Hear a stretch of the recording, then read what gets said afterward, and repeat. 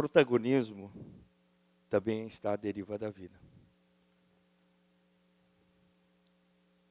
E eu não planejei estar aqui com vocês, não planejei ser chineleiro, feliz chineleiro, não programei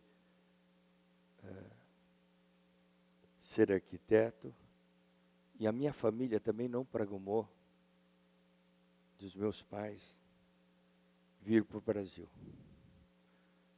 Em 1931, meu tio veio sozinho para essa terra chamada Bradiro, para descobrir como era que era essa terra e as condições dos imigrantes japoneses nesse intercâmbio Brasil-Japão.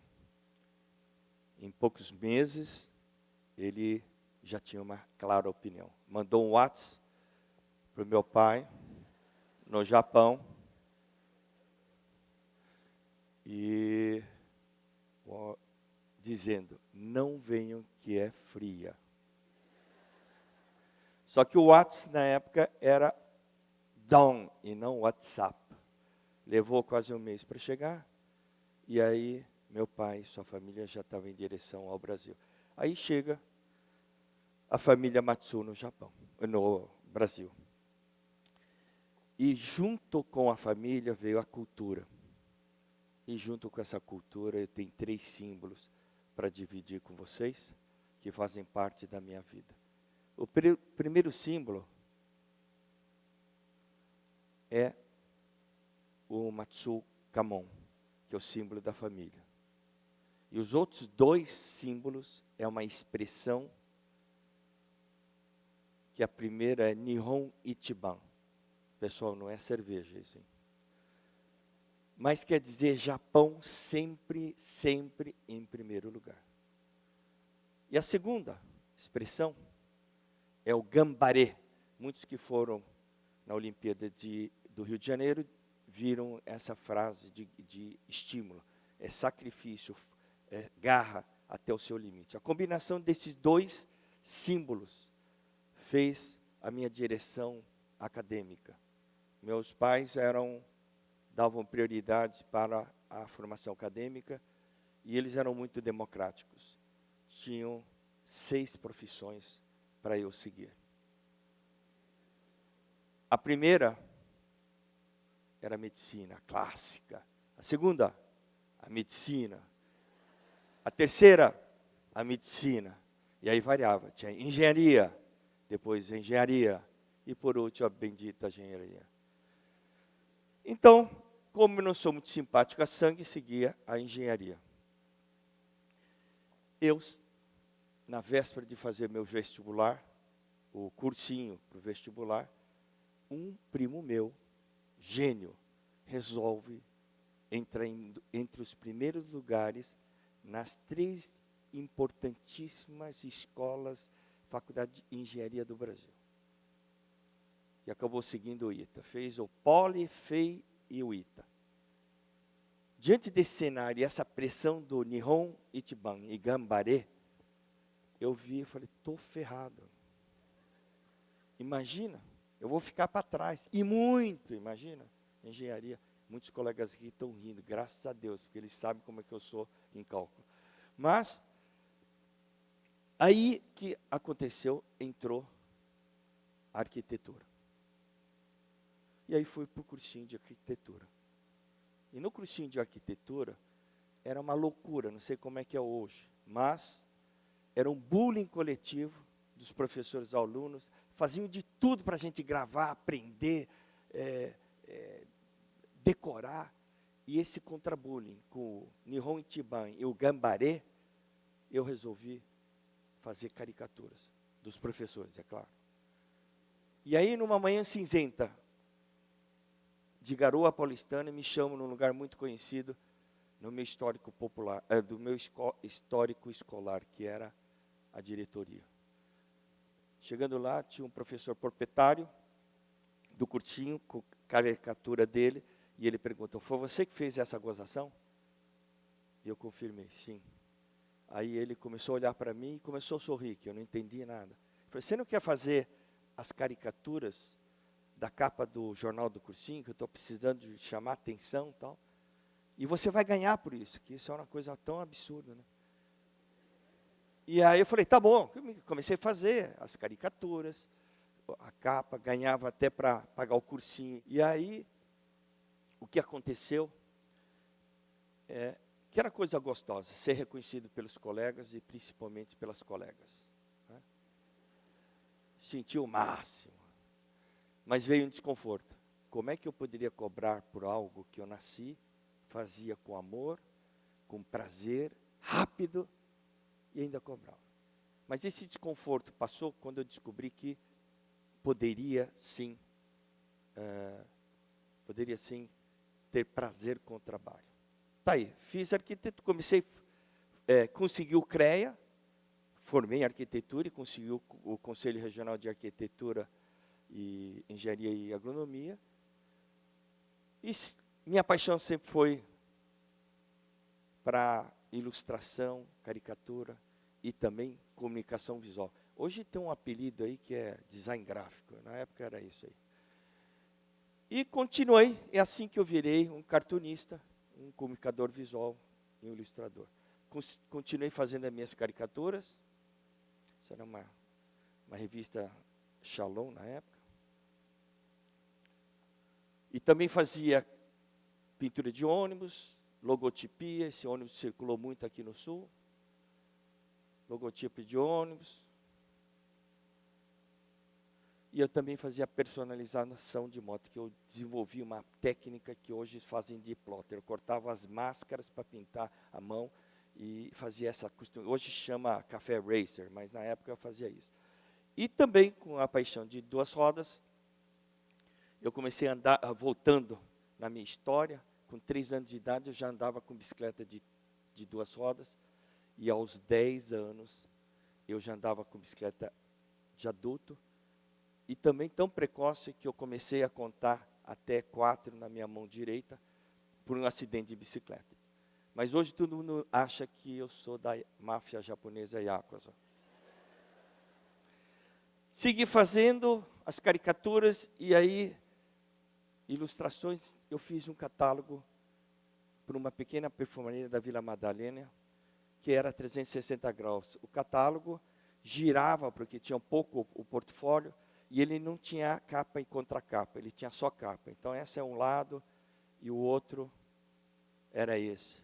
E foi um sucesso. Ela era uma assessora de comunicação de uma grande empresa do Rio Grande do Sul, e gostou do trabalho e falou, olha, o presidente está procurando, está entrevistando design para um projeto sigiloso.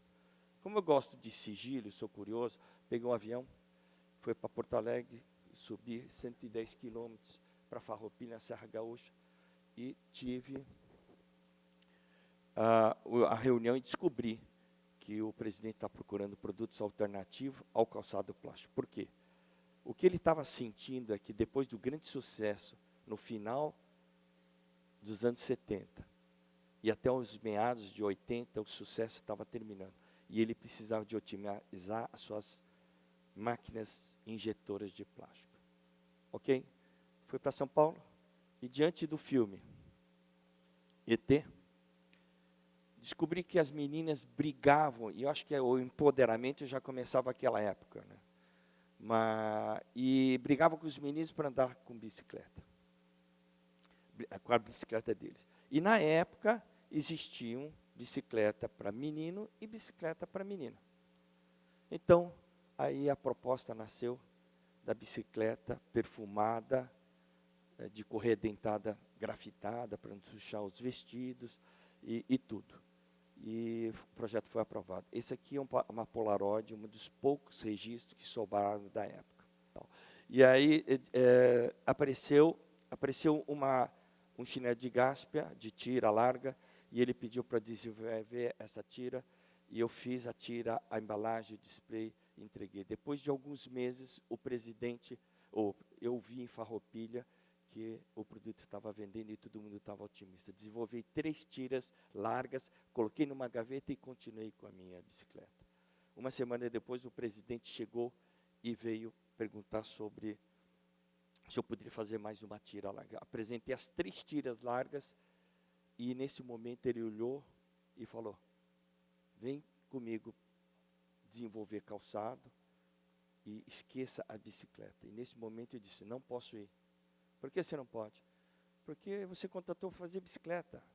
Eu não sei nada de calçado. Aliás, não sei até hoje. Mas ele disse, o pessoal gostou de ti e vai te ensinar coisas da cultura italiana. Gostar de mim e tudo bem. Segui fazendo a bicicleta.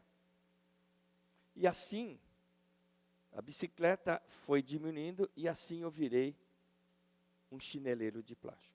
Foi aí que foi o primeiro projeto. Né? Tem uma prancha de windsurf correndo, porque eu, na tira, porque eu praticava windsurf.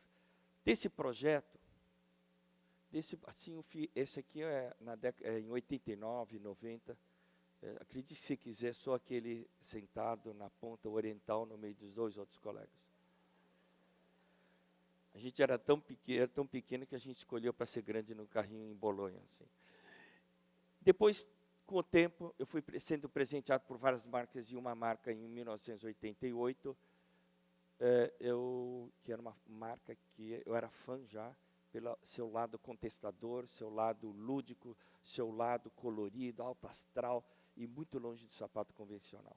E aí, eu fui apresentado com uma marca que hoje é uma referência mundial, e ela é sinônimo de categoria.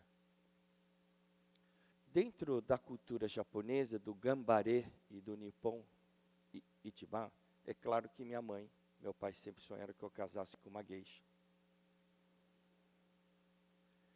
Mas como sou do contra, sou diferente, casei com uma italiana da Serra Gaúcha, a Sofia, e hoje eu ando 10 passos atrás dela. E nasceram 2 japauchinhos, Pedro e Ângelo. Mas isso cresce, viu? E agora, família Matsuchi, essa é a família. E hoje, em 2016, este ano, eu recebi um presente maravilhoso do time que eu faço parte, que foi um presente, uma surpresa maravilhosa. Lembra que eu tinha só a Polaroid? Ganhei a bicicleta, um protótipo, com uma base toda assinada das pessoas da equipe.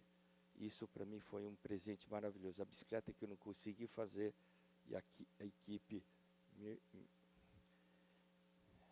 me presenteou. E hoje eu faço parte de um grande time, um Dream Team, um time dos sonhos espalhado pelo Brasil e pelo mundo.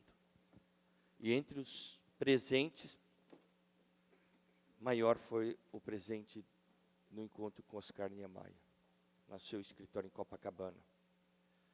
Foi para convidá-lo a um projeto colaborativo, e o presente veio em forma de uma frase. A vida me apronta cada coisa, agora ela me aparece com um calçado plástico para eu projetar.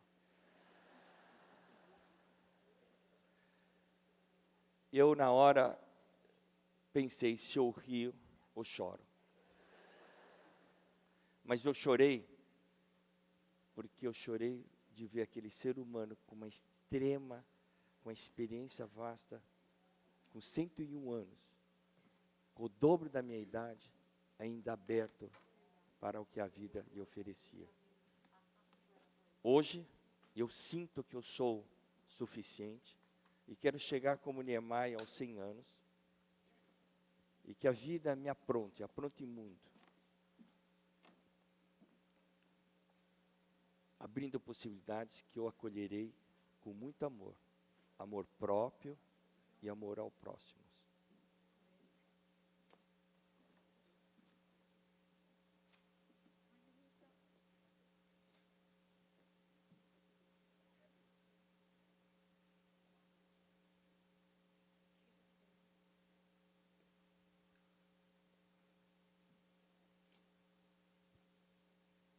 Bem-vinda, Deriva da Vida. Arigatou.